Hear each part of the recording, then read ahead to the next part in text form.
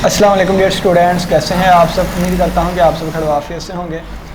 तो आज के लेक्चर में हम डिस्कस करेंगे strain rate tensor and angular velocity tensor.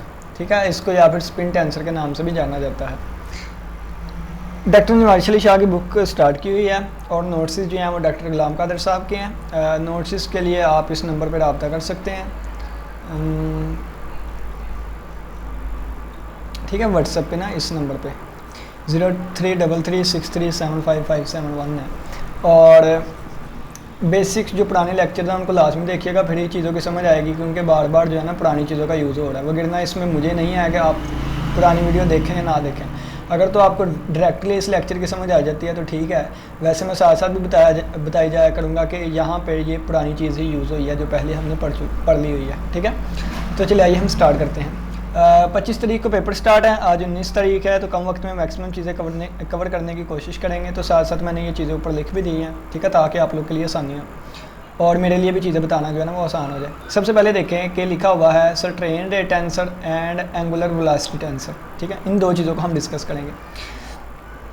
और एक मिनट बच्चों, एक मिनट, ये देखें एंड पे ना दो चीज़ें आ जाएंगी। क्या एंड पे दो चीज़ें आएंगी, एक ये वाली चीज़ और एक ये वाली चीज़। इसको हम क्या कहेंगे, इसको हम कहेंगे स्ट्रेन रेट टेंसर, और इसको क्या कहेंगे वेलोसिटी, एंगुलर वेलोसिटी टेंसर। ठीक हो गया, इन दो चीज़ों को, किनको, ये वाली चीज़, एक इसको और एक इसको। और एक मिनट के लिए आप ना इसका फार्मूला देख लें। तो एक मिनट के लिए इसका फार्मूला देखिए तो ये वाला इसका फार्मूला होगा और इसका फार्मूला ये वाला होगा। ठीक है, ये वाली चीज़। अब चलिए जी इनको हम स्टडी करते हैं कि ये चीज़ें हैं क्या। जब ये लिखा हुआ है, पहले ये ऊपर लिखा हुआ है, ये किसके बारे में लिखा हुआ है, स्ट्रेन रेट टेंसर के लिए लिखा हुआ है। जब किसी मटेरियल के अंदर मॉलिक्यूल्स या पार्टिकल्स मूव करते हैं और उनका डिस्टेंस या एंगल चेंज होता है विद टाइम के साथ, तो उस चेंज को क्वांटिफाई करने के लिए स्ट्रेन रेट टेंसर यूज़ करते हैं। ठीक है, ये हमें डिफॉर्मेशन बताता है। ठीक है, जैसे ये मैंने नीचे भी लिखा हुआ है, आपको समझ आएगी। देखिए स्ट्रेन किसे कहते हैं, कितना डिफॉर्मेशन हुआ है। डिफॉर्मेशन का मतलब डिफॉर्म होना, दोबारा बनना। फॉर्मेशन किसे कहते हैं, बनना किसी चीज़ का। ठीक है, तो डिफॉर्मेशन किसे कहते हैं, दोबारा एक फॉर्म से दूसरी फॉर्म में आना। तो कितना एक फॉर्म से दूसरी फॉर्म में आया है, चेंज हुआ है, वो स्ट्रेन। और स्ट्रेन रेट किसे कहते हैं, रेट ऑफ चेंज। जैसे रेट को हम किस चीज़ के लिए यूज़ करते हैं, स्पीड के लिए।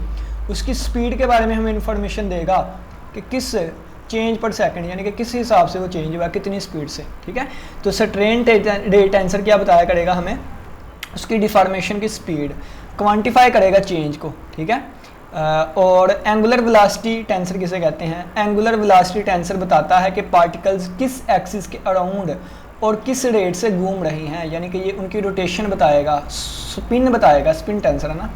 ठीक है, एंगुलर वेलोसिटी टेंसर क्या करता है, पार्टिकल्स, जिन पार्टिकल्स के मूव होने से डिफॉर्मेशन हुई है, उन पार्टिकल्स, वो पार्टिकल किस एक्सिस के अराउंड घूमे हैं या रोटेट हुए हैं। ठीक है, अच्छा मेरे पास ना यहाँ पे एक इमेज भी थी, मैं आपको दिखाता हूँ। ये थी इमेज। ठीक है, अच्छा जी, इस इमेज को देख के तो कहते हैं difference between tensor and angular velocity. ठीक है, इस चीज़ को हम पहले समझ लेते हैं।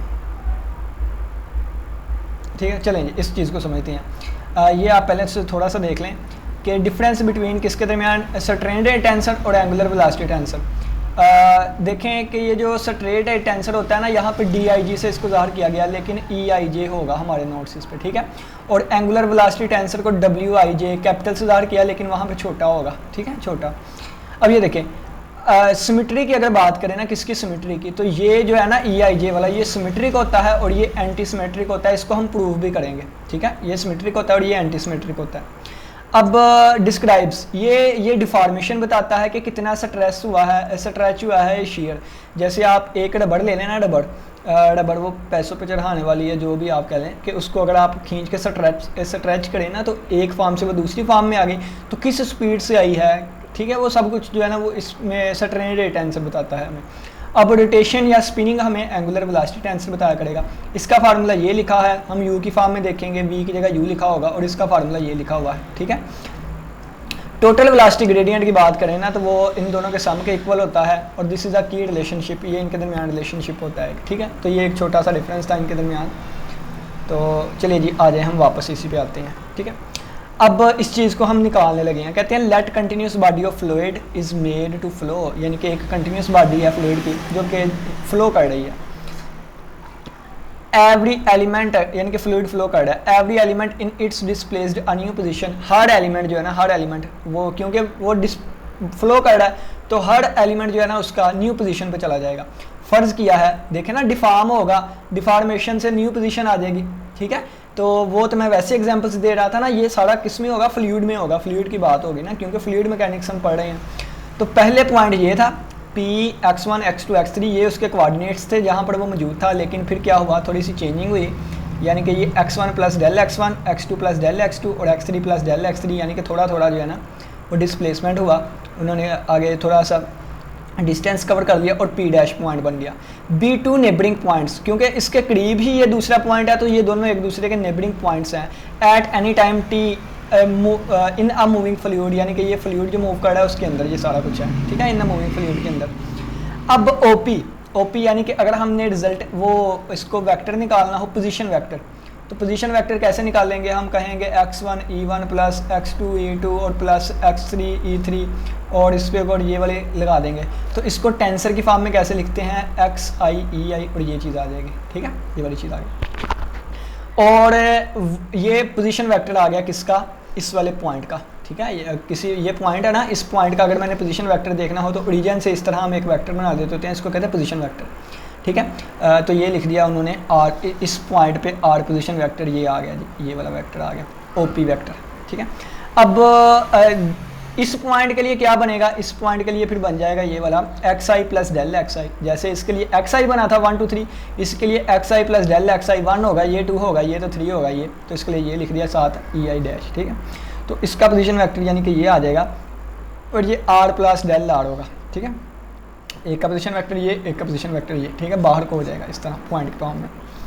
अब ये देखें, अब क्या लिखा हुआ है, वेलोसिटी की बात करने लगे हैं। वेलोसिटी किसके इक्वल होती है, आपको पता है किसके, v1 e1 plus v2 e2 और प्लस v3 e3, और इसको हम टेंसर की फॉर्म में कैसे लिखेंगे, आ जाएगा vi और ei और इसके ऊपर ये, ठीक है। v नहीं उन्होंने u यूज़ कर लिया, तो आप भी यहाँ पे u यूज़ कर लें, ठीक है, u यूज़ कर लें, नाम कोई भी रख सकते हैं आप, u यूज़ कर लिया, ठीक है। और इसी तरह चेंज इन वेलोसिटी, यानी कि वो आगे वाले पॉइंट पे वेलोसिटी के हिसाब से अगर देखना हो तो इस पे वेलोसिटी ये देखें डेल v थी और उस पर v प्लस डेल v आ जाएगी, नहीं ये वेलोसिटी v थी, ये डेल v चेंज आया और ये v प्लस डेल v बन गई, ठीक है। तो ये इसमें ये एक डेल वाला भी ऐड हो गया, तो ये v plus del v velocity बन गई। v velocity of p and p dash respectively, यानी कि ये p की है, p पॉइंट पे है, और ये जो है ना वो p डैश के हिसाब से है।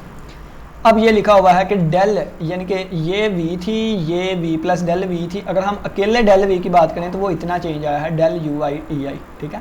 तो डेल v जो है ये डेल ui ei होगा।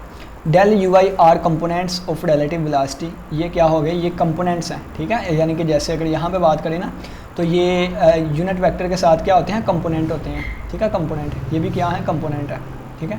तो बिल्कुल इसी तरह इसके साथ ये वाली जो चीज़ होगी क्या होगी, कंपोनेंट होंगे इसके रिलेटिव वेलोसिटी के। सिंस ui जो है ना, यानी कि ui की बात करें तो ui फंक्शन है x1 का, x2 का, x3 का और t का। वेलोसिटी की अगर वैसे बात करें तो वेलोसिटी किसके इक्वल होती है, d ओवर dt के इक्वल होती है। और r क्या होता है, r बजाते खुद एक वेक्टर होता है, तो r यहाँ पे xi का फंक्शन है, तो यानी कि वेलोसिटी xi और t का फंक्शन होगा, ठीक है। वेलोसिटी xi और t का, वेलोसिटी का कंपोनेंट u है, वेलोसिटी का कंपोनेंट u है, u फिर xi और t में लिखा जाएगा, तो xi का मतलब x1 x2 x3 और t में, ठीक है। देखें वेलोसिटी d ओवर dt होती है, तो वेलोसिटी का कंपोनेंट क्या है, ये ui वाले है, तो वेलोसिटी यानी कि u की फॉर्म में होगी, ठीक है, ui ei, ठीक है, इस फॉर्म की, तो ui आ गया।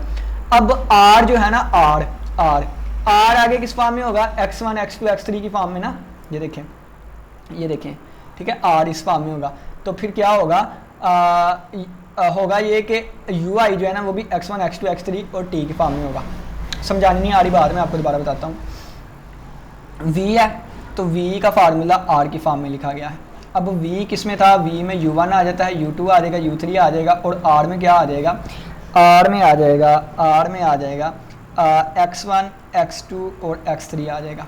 ठीक है, अब इनका derivative with respect to t लेते होते हैं। ठीक है, इनका derivative with respect to t लेंगे तो फिर ये वाली चीज़ बनेगी ना, देखें ना, इसका derivative with respect to t लेंगे, और अगर ये फर्ज किया इनमें t हुआ ही ना तो फिर तो डेरिवेटिव हमेशा 0 आ जाया करेगा।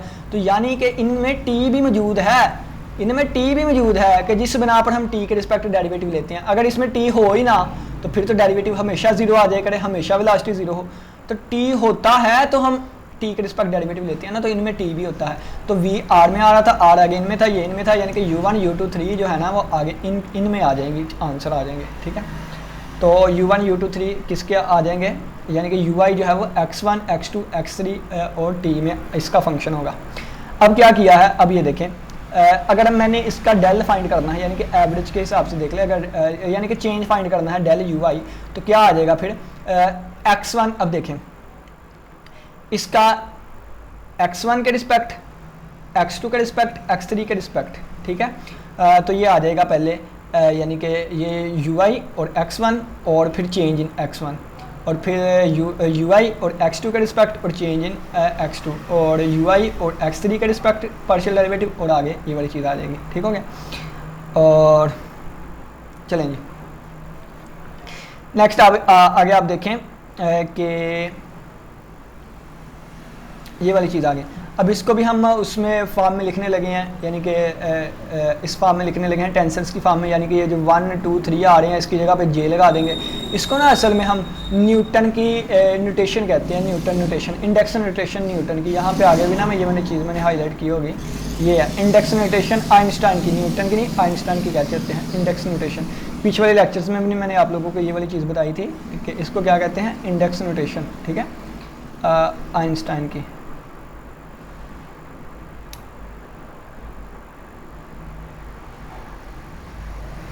यानी कि इंडेक्स की फॉर्म में अगर हम इसको लिख लें, ठीक है, तो कितने तक पहुंच गए, ऐसे यहाँ तक पहुंच गए। ठीक है, यहाँ तक पहुंच गए। अब देखें, अब ये एक पूरी चीज़ है, क्या है, एक पूरी चीज़ है। तो एक पूरी चीज़ को मैं दो आधे आधों में लिख सकता हूँ, तो आधा ये लिख दिया और प्लस आधा ये लिख दिया, दो को मैंने तोड़ दिया आधे आधे में, तो ये आधे आधे में तोड़ लिया इस पूरे को। ठीक है, अब क्या करेंगे, अब ये चीज़ एज इट इज़, अब इसमें अपनी तरफ से 1/2 ui xj और ये वाली चीज़ ऐड भी करेंगे और सब्ट्रैक्ट भी करेंगे, अपनी तरफ से हमने ऐड और सब्ट्रैक्ट कर दी ये वाली चीज़।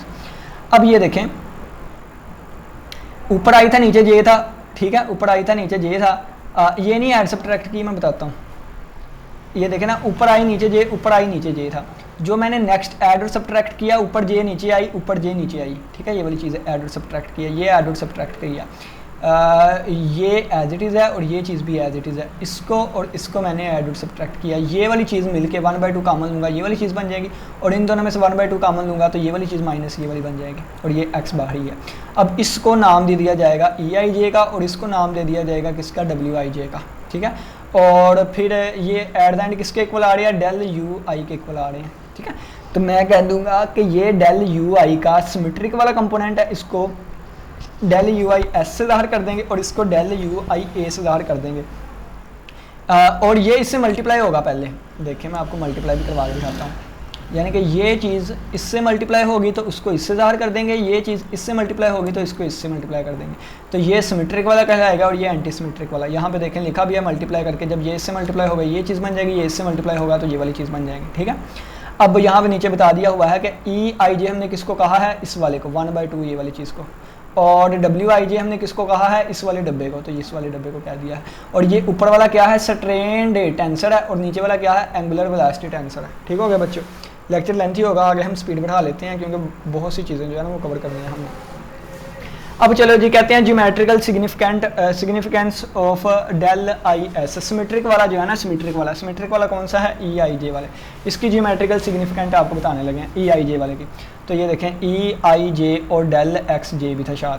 ठीक है, मैंने कहा था ना कि अंदर पहले इसको देखें मल्टीप्लाई करवाना है तो फिर इसको नाम देना है UI डेल्टा UIS वाले का, तो ये इसके इक्वल है। ठीक है, ये इसके इक्वल है ना। अब देखें इसको अगर ओपन करेंगे, इसकी जगह पे इसकी कीमत पुट कर दें 1/2 यानी कि कर ली UI और ओवर कर ली XJ और प्लस कर ली UJ ओवर कर ली XI। ठीक है, ये इसकी कीमत पुट कर दें। अब देखें ना कि अगर मैं इसका फार्मूला लिखना चाहूँ, अगर मैं इसका फार्मूला लिखना चाहूँ तो क्या होगा 1/2 क्या जे आ रहा है पहले यू जे और एक्स आई आ जाएगा और plus X I over U J आ जाएगा, ये आ जाएगा। इसको मैं पहले लिख लूँ उसको बाद में लिख लूँ तो आंसर सेम ही आएगा ना, यानी कि इसको जमा हो रहे हैं तो जिसको मर्जी पहले लिख लूँ, ठीक है, जिसको मर्जी पहले लिख लूँ। अगर आप देखें तो ये दोबारा अब पहले आई आ रहा है बाद में जे आ रहा है, ये एक्स है नीचे, पहले आई आ रहा है बाद में, तो ये क्या बन जाएगा ई आई जे बन जाएगा, यानी कि ई जे आई ई आई जे वाले के इक्वल है, या यहाँ से आप उल्ट प्रूव कर देते, ठीक है। तो ये सिमेट्रिक होता है अल्हम्दुलिल्लाह, ठीक है। तो ये वाली चीज़ लिखी हुई है इज सिमेट्रिक, सिमेट्रिक है। अब देखें 1 1 पुट करूँगा तो यहाँ 1 यहाँ 1 यहाँ 1 यहाँ 1 आ जाएगा, तो ये दोनों ऐड होकर कितना बन जाएगा 2 टाइम्स बन जाएगा ना। आपको करके दिखाता हूँ, ये बल्कि इनको क्यों रिमूव कर रहा हूँ, जिसमें मर्जी कर लें, सिमेट्रिक ही है ना, जिसमें मर्जी आप कर लें, ई आई जे पे का काम कर लें या ई जे आई पे काम कर लें, ठीक है। 1 1 रखूँगा तो 1/2, यहाँ 1 1 रख दिया तो यू 1 ओवर पार्शियल एक्स, यानी कि ये भी 1/1 बन जाएगा ना, ऊपर भी यू आएगा और नीचे एक्स आएगा। 1/2 ये दोनों एक जैसी चीज़ें हैं तो 2 टाइम्स हो जाएगा, ठीक है, 2 टाइम्स, ठीक है। तो ये 2 2 से कैंसिल होकर कर ली u1 और कर ली x1 बन जाएगा, यानी कि ये चीज़ बन जाएगी, ठीक है। इसके हिसाब से आई जे के हिसाब से भी यही बनेगी, ठीक है। और जब मैं यहाँ पे 1 2 पुट करूँगा तो यहाँ पे 1 2, ठीक है, 1 2 और 2 1, क्योंकि यहाँ पे आई जे जे आई है ना, 1 2 2 1 आ जाएगा। और यहाँ पे 1 3 पुट करूँगा तो 1 3 3 1 आ जाएगा। और अगर हाँ ये वाली चीज़ आ जाएगी। अब देखें आप, ये चीज़ सिमेट्रिक है, क्या है, सिमेट्रिक हमने प्रूव किया हुआ है। तो 1 2 का भी आंसर वही आएगा जो 2 1 वाले का आएगा, और 3 1 का भी आंसर वही आएगा जो कि 1 3 का आएगा, और 2 3 का 3 2 वाले के इक्वल आएगा, 2 2 का भी दोबारा वही, 3 3 का भी वही आएगा। अब 2 3 वाले का क्या है, यहाँ 2 3 यहाँ पे 3 2, ठीक है। देखें ना, अगर मैं 3 2 पुट करूँ, कितना 2 3 पुट करूँ तो यहाँ पे 2 वाली चीज़ आएगी, यहाँ पे 3 वाली आ जाएगी, प्लस यहाँ पे 3 वाली आ जाएगी, यहाँ पे 2 वाली आ जाएगी, ठीक है। और अगर मैं कहूँ कि मैंने 3 2 पुट करना है, यहाँ 3 यहाँ पे 2 आ जाएगा, और यहाँ पे 2 और यहाँ पे 3 वाली चीज़ आ जाएगी, कर ली। वैसे ये लिख के बता रहा हूँ, सामने लिखा हुआ है, देखें इस फॉर्म में आएगी चीज़ें। तो प्लस में जिसको मर्जी पहले लिख लें, इसको पहले लिख लेता हूँ, तो ये आ जाएगा 2 3 और प्लस 3 2, और आप देखें ना ये दोबारा क्या बन गया, ये दोबारा बन जाएगा E2 3, ठीक है। तो 3 2 वाला 2 3 वाले के इक्वल होगा, यानी कि इसको पहले लिख लें, इसको बाद में लिख लें, दोबारा वही बन जाएगा, 3 2 बन जाएगा ना, ये वाला बन जाएगा। यानी कि ये सिर्फ वैल्यूज ही पुट कर दी हैं, आप खुद यानी कि इसको कर सकते हैं, ठीक है। अब क्या करना है आप लोगों ने, अब आपने क्या करना है, मैट्रिक्स फॉर्म में इसको लिख देना है। मैट्रिक्स फॉर्म आपको पता है E1 1 E1 2 E1 3 E1 2 E2 1 आएगा ना, यहाँ पे E2 1 आएगा, लेकिन हमें पता है सिमेट्रिक है तो 1 2 भी लिख सकते हैं, 2 2 आ गया, 2 3 आ गया, 1 3 भी लिख सकते हैं, 3 1 आएगा, लेकिन सिमेट्रिक है तो 1 3 भी लिख, यानी कि ये चीज़ें आ गई। इसकी जगह इसकी कीमत, इसकी जगह इसकी कीमत, यानी कि ये सारी कीमतें आ गई, ठीक है। अब ये जो है ना, ये जो डायगोनल्स पे हैं, क्या है, ये जो डायगोनल्स पे हैं, यानी कि ये वाले हैं, ये वाले, इनको हम कहते हैं नॉर्मल स्ट्रेन रेट्स, ठीक है। ये पीरियोडिक ऑर्डर, ये साइड पे करें, यानी कि ये भी नाम है, लेकिन आपने नॉर्मल से याद रखना है, ठीक है। ये जो, क्योंकि मैंने ऊपर भी आपको पीछे वाले लेक्चर में एक चीज़ समझाई थी कि इनको नॉर्मल कहते हैं और इन वाले को टेंजेंशियल का नाम देते हैं। वो स्टार्टिंग में था सिग्मा का, मैंने टेबल बना के आप लोग को दिखाया था, मैट्रिक्स, ठीक है। तो ये नॉर्मल स्ट्रेन रेट्स होते हैं, और इसके अलावा जो होते हैं ना, इसको टेंजेंशियल स्ट्रेन रेट्स भी कहते हैं और इसको शीयर स्ट्रेन रेट्स भी कहते हैं, ठीक है। कहता है we now date the second order symmetric tensor has a, अब देखें, we now date the second order symmetric tensor has a system of perpendicular axis called principal axis. बिल्ली आ गई, कबूतर रखे हुए हैं ना हमने, तो वो बिल्ली आई हुई है, इसलिए बता रहा हूँ, शेर की खाला। We know that second order symmetric tensor has a system of perpendicular axis called principal axis। कहता है हम जानते हैं कि सेकंड ऑर्डर सिमेट्रिक टेंसर का अगर कोई एक ऐसा सिस्टम रखता है जो कि परपेंडिकुलर एक्सिस होते हैं, उनको हम प्रिंसिपल एक्सिस का नाम देते हैं, with respect to which it has a diagonal form. ये उसकी फॉर्म होती है E1 1 1 2, यानी कि ये इसके इक्वल हो जाएगा। अब देखिए 10 से सिमेट्रिक वाला किसके इक्वल हो जाएगा, सिमेट्रिक वाला इसके इक्वल, E1 1 के हिसाब से ये चीज़ आ जाएगी, E2 2 के हिसाब से ये, और E3 3 के हिसाब से ये आ जाएगा, क्योंकि ऊपर मैंने आपको बताया है, देखें ना अगर आप, तो E1 1 ये आ गया, E2 2 है ये आ गया, E3 3 ये आ गया, और इनके साथ क्या मल्टीप्लाई हो रहा था, ये डेल एक्स जे मल्टीप्लाई हो रहा था, ठीक है। तो इस साथ डेल एक्स जे मल्टीप्लाई हो रहा था, तो J 1 होगा तो ये 1 2 होगा 2 3 होगा 3, ठीक है, ये वाली चीज़ लिख दी गई। इसको हम अल्फ़ा 1 का नाम दे दिया, इसको अल्फ़ा 2 का नाम दे दिया, इसको अल्फ़ा 3 का नाम दे दिया। Is the special case of motion, ये मोशन का एक स्पेशल केस होगा और कहलाएगा प्योर स्ट्रेनिंग मोशन। इसको प्योर स्ट्रेनिंग मोशन कहते हैं। क्यों? क्योंकि यहाँ पे प्योर स्ट्रेन रेट्स का नाम दिया गया था, या डायरेक्ट रेट्स का या नॉर्मल का, ठीक है। तो प्योर स्ट्रेन रेट्स हमने लिए हैं डायगोनल वाले, तो इस हिसाब से ये प्योर स्ट्रेनिंग मोशन और एक स्पेशल केस कहलाएगा, ठीक है। चलिए जी आगे बढ़ते हैं। अब हम एंटीसिमेट्रिक वाले पे बात कर लेते हैं। इसमें देखें कि WIJ इसके इक्वल है ना, यानी कि ये एंटीसिमेट्रिक वाला आपको बताया है कि इसके इक्वल था, वो EIJ वाले के इक्वल था, ये इसके इक्वल है। अब बच्चों यहाँ पे देखें ना, 1 मिनट में आपको बताता हूँ। अगर मैं कहूँ WIJ किसके इक्वल है, तो आप लोग कहेंगे 1/2, पहले I वाली चीज़ फिर J वाली चीज़, और फिर माइनस पहले J वाली चीज़ और फिर I वाली आ जाएगी। 1/2 मैंने क्या किया, माइनस से मल्टीप्लाई भी कर दिया और अंदर भी मल्टीप्लाई कर दिया। ये भी जब ये माइनस से मल्टीप्लाई, इसको माइनस से मल्टीप्लाई, यानी कि अंदर भी माइनस लगा, अंदर से माइनस कॉमन ले लेना, ये माइनस बाहर आ गया तो ये प्लस का हो जाएगा, तो इसको पहले लिख लेता हूँ। और ये जो प्लस का था ये माइनस का हो जाएगा, और ये क्या बन गया, माइनस बाहर वाला, और ये पूरा डब्बा किसके इक्वल बन गया, ये बन गया WJI, क्योंकि पहले अब J आ रहा बाद में आई, तो WIJ किसके इक्वल होता है, माइनस वाले के, ठीक है, माइनस JI करेंगे।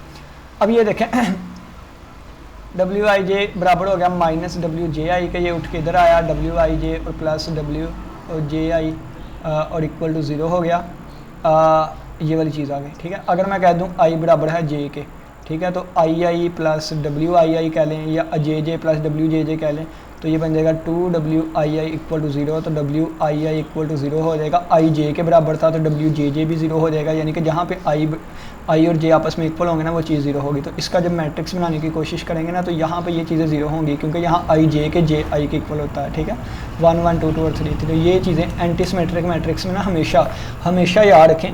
आपके सामने कोई भी मैट्रिक्स आए ना जिसके डायगोनल एंट्री 0 हो, तो पहला जहन आपके जाना चाहिए कि क्या ये एंटीसिमेट्रिक तो नहीं है। तो फिर वहाँ एंटीसिमेट्रिक का कोई थ्योरम लगता हो तो वो लगा के इस तरह क्वेश्चन सोल्व करते होते हैं, ठीक है। ये सेकंड सेमेस्टर में मैंने पढ़ा था, ठीक है, ये वाली चीज़ हो। अच्छा जी, अब वही बात यहाँ पे कि I की वैल्यू 1 J की वैल्यू 2 रखेंगे, यानी कि वो चीज़ें रखेंगे इस तरह। 1 2 जो है वो -2 1 के इक्वल आ जाएगा, 1 3 -3 1 के इक्वल आ जाएगा, और 2 3 जो है वो -3 2 के इक्वल आ जाएगा। इसी तरह 2 1 वाले को -1 2 वाले के भी लिख सकते हैं, ठीक है, ये माइनस उधर ले जाए ना, ये माइनस उधर ले जाए, इसी हिसाब से ये सारा लिखा हुआ है।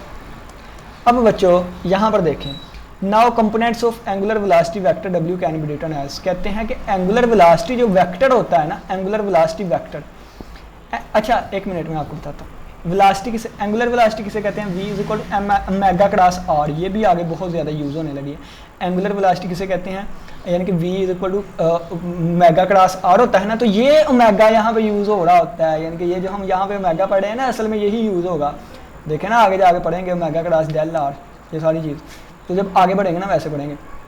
अच्छा, वेलोसिटी के कंपोनेंट्स को इस तरह डिफाइन कर दिया गया है कि उसका जो पहला कंपोनेंट होगा ना वेलोसिटी का, एंगुलर वेलोसिटी वेक्टर का, ठीक है, ऊपर क्या पढ़ के आए हैं, एंगुलर वेलोसिटी टेंसर, ये क्या है, एंगुलर वेलोसिटी वेक्टर है। तो इसके ये इस तरह है, W1 जो होगा ना, W1 1 है तो 3 2, 2 है तो 1 3, 3 है तो 2 1, ठीक है, उलट जाना है, पीछे को जाना है, पीछे। अगर 1 है तो 1 के बाद क्या आता है, 2 आता है, लेकिन नहीं, हमने 3 2 कहना है। 2 के बाद क्या आता है, 3 आता है, नहीं, लेकिन हमने 1 3 कहना है। और 3 है, 3 के बाद क्या आता है, 1 आएगा ना, देखे ना, 1 2 3 1 2 3, ये चीज़ है ना। 1 के बाद क्या आता है, 2 आता है, लेकिन नहीं, हमने 2 नहीं सिलेक्ट करना, यानी कि इतने भी लिखना ना, मैं 1 मिनट, 3 2 1, किसी एक को पकड़ लें दरमियान से, इस एक को पकड़ लेते हैं, ठीक है। हम जी W1 फाइंड करना चाह रहे हैं, ठीक है, W1, तो फार्मूला में क्या लिखूंगा, यानी कि W1 फाइंड करना चाह रहे हैं, फार्मूला में 1/2, 1 के आगे क्या आता है, 2, मैंने 2 नहीं लेना, मैंने 3 लेना है, यहाँ पे 2 आएगा, ठीक है, यहाँ पे अब 2 3 आएगा, ठीक है, ये वाली चीज़। अगर फर्ज किया मैंने कहा कि फार्मूला मैंने 2 के हिसाब से लिखना है, किसके हिसाब से, 2, तो 2 के आगे क्या आता है, 3, मैंने 3 नहीं लेना, मैंने 3 नहीं लेना, मैं 1 लूँगा, ठीक हो गया, यहाँ पे फिर 3 आएगा। और अगर 3 के लिए लिखना है तो 3 के आगे क्या आता है, 1, मैंने 1 नहीं लेना, मैंने 2 लेना है, तो 1/2 कर ली U2 ओवर, फिर यहाँ पे आएगा 1 वाला, ठीक है, तो फिर माइनस कर ली U1 ओवर कर ली x2 वाली चीज़, ठीक है। ये फार्मूला 1 है तो आगे वाली चीज़ 2 और 3 में आएगी, लेकिन 1 के आगे हमने 2 नहीं लेना, हमने 3 2 लेना है। फिर 2 है तो 2 के बाद 3 आता है, लेकिन हमने 1 3 लेना है, और 3 है तो 3 के बाद क्या आता है 1 आएगा ना, 3 के बाद फिर 1 पे, फिर 2, फिर 3, फिर 1, तो 1 नहीं लेना, 2 1 लेना है, ठीक है। और आगे इसका उलट, ठीक है, इस तरह आप इसको याद रख लें। अगर 3 2 है फिर यहाँ 2 3 आएगा, इस हिसाब से। चलें जी आगे देख लें। कहता है हैव सेम एक्सप्रेशन, कहता है कि ये कीमतें वही है। देखिए अगर आप पहले 3 आ रहा है बाद में 2 आ रहा है तो ये W3 2 के इक्वल हुआ, ये पहले 1 आ रहा है बाद में 3 आ रहा है तो ये W1 3 के इक्वल हुआ, और ये क्या आ रहा है पहले 2 आ रहा है फिर 1 आ रहा है तो W2 1 के इक्वल हुआ। और इसी को माइनस W2 1 भी लिख सकते हैं, और इसी को माइनस 3 1 भी लिख सकते हैं, और इसी को माइनस 1 2 भी लिख सकते हैं। ये सारा आगे लिखा हुआ है, ये देखें ये सारा उन्होंने लिख दिया हुआ है, ठीक है। अब इसका अगर मैट्रिक्स बनाएंगे तो ये देखें डायगोनल एंट्रीज तो जीरो होंगे ना, वो मैंने ऊपर ही आपको बता दिया था कि डायगोनल एंट्रीज जो है ना, ये देखें क्योंकि एक एंटी सिमेट्रिक होगा तो इसकी डायगोनल एंट्रीज क्या होंगी, ज़ीरो होंगी। अब ये क्या है, ये देखें ये क्या बनेगा मैट्रिक्स, ये ज़ीरो होएगा तो ये W1 2 होता है, ये W1 3 होता है, ये W2 1 होता है, ये W2 2 3 होता है, ये 3 1 होता है, ये 2 2 हो गया, ये तो ज़ीरो हो गया ना, और ये आ गया W2 3, और ये हो गया W3 1, और ये W3 2, और ये हो गया 0। इसकी वैल्यू क्या आएगी 1 2 की, तो ये देखें 1 2 वाले की 1 2 वाले की 1 2 वाले की 1 2, ये माइनस का 1 2 है, क्या है माइनस का 1 2 है, माइनस का 1 2 है, क्या है माइनस का। तो ये माइनस उठा के मैं इधर भेज देता हूँ, ठीक है। ये इसको 1 मिनट छोड़ देना, इसको ये चीज़ इसके बराबर है तो माइनस इधर लगा लो या इधर एक ही बात है, तो 1 2 की जगह पे माइनस ओमेगा 3 डॉट ये वाला आ गया। आगे क्या है 1 3 है तो 1 3 1 3 1 3 1 3 कहाँ पे है 1 3 ये है, तो ये डायरेक्ट W2 इसके इक्वल आ जाएगा। आगे क्या आ रहा है, आगे ये 1 3 भी हो गया, आगे 2 1 आ रहा है 2 1, तो 2 1 अगर देखो ना तो 2 1 सिंपल इसके इक्वल है, तो 2 1 सिंपल इसके इक्वल है, 2 1 ये 2 1 इसके इक्वल है। आगे क्या आ गया 3 1, ये नुक्कर वाला ना आ गया 3 1 आएगा, तो 3 1 की अगर बात करें तो ये माइनस उठा के उधर भेज देंगे तो 3 1 आ जाएगा माइनस डबल वाला, ठीक है ये वाली चीज़ आ गई। और इसी तरह ये और ये आप एडजस्ट करिएगा, खुद भी थोड़ी प्रैक्टिस करें ना, इसकी कीमतें पुट कर देंगे, ठीक हो गया, ये वाली चीज़ बन जाएगी, इसका भी मैट्रिक्स बन जाएगा। अब यहाँ पर रिलेशन लिखने लगे हैं, रिलेशन बिटवीन इसके और इसके दरमियान, ये क्या है एक एंगुलर यानी कि ये क्या है एक एंगुलर वेलोसिटी है, वेलोसिटी वेक्टर है, और एक क्या है एंगुलर वेलोसिटी टेंसर है। इन दोनों के दरमियान रिलेशन कहते हैं, इनके दरमियान रिलेशन ये वाला होता है बच्चों, WK star is equal -1/2 EKIJ और WIJ, ठीक है। अब ये देखें अब क्या कहा गया है कि ओमेगा क्रास डेल आर अगर फाइंड करना हो ना, ये आई नीचे लगा हुआ है, ठीक है।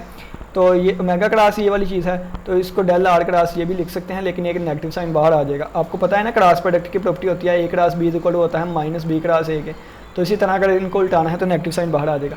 अब इसकी जगह पे ये चीज़ आ जाएगी, कैसे, ये आइंस्टाइन समीशन फॉर्म होती है, ठीक है, इंडेक्स नोटेशन फॉर्म की। अगर आई को रेज करना है ना तो क्या आ जाएगा एप्सिलॉन IJ के, और ये आई लिखा था तो AI और BJ, AJ और B के, आई था तो J और K का यूज़ होगा, ठीक है। यानी कि ये हमने ओपन कर लिया इसको, एप्सिलॉन वाला आ गया, क्या आ गई एप्सिलॉन वाली चीज़, और यहाँ पे R वाली आएगी तो R के हिसाब से X वाले कंपोनेंट्स आ गए, और W के हिसाब से WK वाले कंपोनेंट आ गए। अब बच्चों ये देखें, क्या देखें कि ये चीज़ एज इट इज़ आ गई, और XJ भी ऐसे ही आ गया। अब ये जो WK स्टार लिखा हुआ है ना, क्या लिखा हुआ है WK स्टार, तो WK स्टार की वैल्यू यहाँ से ये वाली पुट होगी, कौन सी ये वाली पुट होगी जो इनके दरमियान रिलेशन है, ठीक है। ये भी आपने याद रखना है, तो ये वाली कीमत पुट हो गई। अब ये -1/2 बाहर आ गया, ये वाली चीज़ और ये वाली चीज़ आपस में मिल गए, और ये WRS और ये वाली चीज़। अब यहाँ पे ये ना दो ये मल्टीप्लिकेशन लिखी हुई है दोनों एप्सिलॉन की, इसको कहते हैं प्रोडक्ट ऑफ 2 लेवी-सिविटा सिंबल्स, लेवी-सिविटा सिंबल को नाम देते हैं इस वाले को, ठीक है, EIJ के। अगर इसका आंसर 0 आ जाता है, कोई भी दो इंडेक्स सेम हो, इसका आंसर 1 आता है। अगर इवन परमुटेशन हो, इसका आंसर ओड आता है। अगर ओड परमुटेशन हो तो -1 आता है। ये सारा मैंने पीछे वाले लेक्चर में बताया हुआ था। इसको लेवी-सेविटा सिंबल्स का नाम देते हैं, ठीक है। ये दो लेवी-सेविटा सिंबल्स हैं, उनकी प्रोडक्ट है। तो इसको हम क्या करेंगे, इसके लिए यूज़ होगा फॉर द एक मिनट, इन्होंने ना इसकी तरतीब भी थोड़ी सी चेंज की है, मैं आपको ये भी बता दूँ ना, देखिए कंसेप्ट कोई रह ना जाए। मैक्सिमम जिस चीज़ का पता मैं आपको बताऊंगा। IJ लिखा हुआ है ना, IJ ही लिख दिया। ये KRS लिखा हुआ है बच्चों, क्या लिखा हुआ है KRS, तो KRS, तो KRS को हम ये देखें ना, KRS में ऐसे नहीं ऐसे लिखूंगा KRS, तो KRS, तो आप KRS को RSK भी लिख सकते हैं, SKR भी लिख सकते हैं, डायरेक्शन यही आपने लिखनी है। तो इसको आप आर एस के भी लिख सकते हैं। तो देखिए आर एस के भी लिख सकते हैं। अब ये दो आपस में मल्टीप्लाई हो रहे हैं, इसमें भी के है इसमें भी के है, तो दोनों में से के खत्म कर दें। अब क्या करेंगे, for the contraction over one index, एक इंडेक्स के को हमने लिया और कंट्रैक्ट कर दिया, कंट्रैक्शन कर दिया, यहाँ से हमने करेक्टर डेल्टा सिंबल में लिख दिया। आई जे है तो आई और जे, ये आ गया आई और जे, यहाँ पे भी आ गया आई और जे। आगे आर और एस था, हमने लिख दिया आर और एस, यहाँ भी आ गया आर और एस, ठीक है, यानी कि ये इससे आ गया, ये बन गया आई आर जे एस और यहाँ आई एस और जे आर आ गया, ठीक है, ये चीज़ आ गई। अब ये देखें क्या देखें कि ये ना, ये आप यहाँ पर देखें,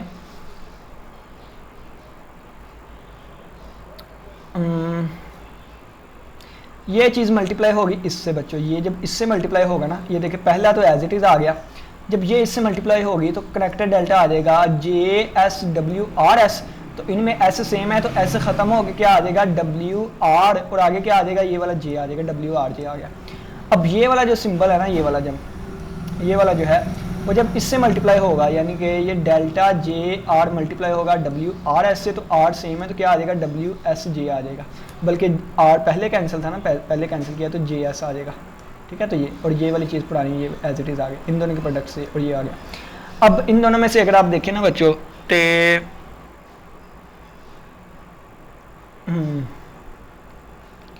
अब ये देखें जिस तरह वो पुराना सिंबल जो सेम था हमने कर दिया ना, यानी कि जिस तरह ये वाली चीज़ हमने की है, 2 से 1 बना लिया, 2 से 1 बिल्कुल यही तरह आर आर से कैंसिल हो जाएगा। अब जे से पहले कैंसिल किया तो उसकी जगह आई आ जाएगा, आई जे, और इसी तरह एस एस से गया और ये आई अब बाद में आएगा, जे आई, और ये वाली चीज़ बन जाएगा।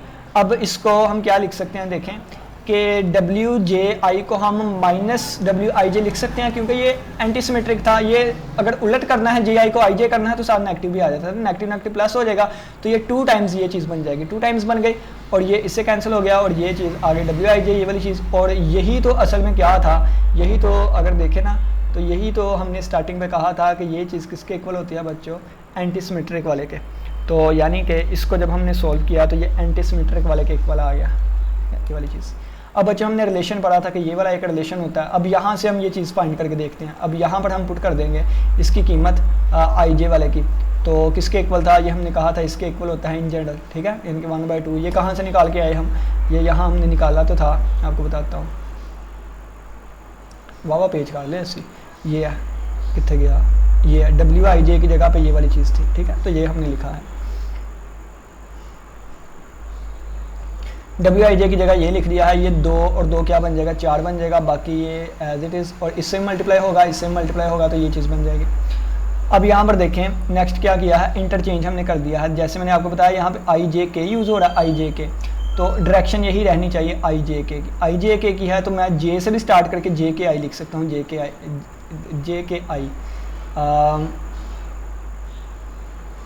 जे आई के उन्होंने लिख दिया, आई जे के था, हाँ